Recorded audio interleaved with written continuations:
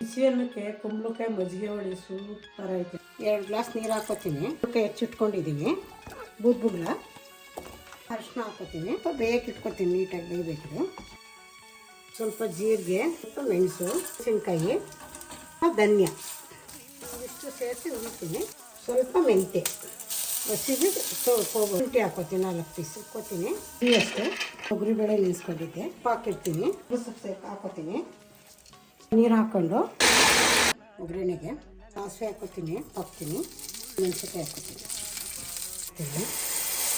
ನೀರು ಹಾಕ್ಕೊಳ್ಳೋದಕ್ಕೆ ಅಷ್ಟು ಉಪ್ಪು ಹಾಕೋತೀನಿ. ಮಸಾಲೆ ಬೆಂದಿದೆ. ಬೆಲ್ಲ ಹಾಕ್ತೀನಿ. ಸೇರಿಸ್ಕೊತೀನಿ ಇದಕ್ಕೆ.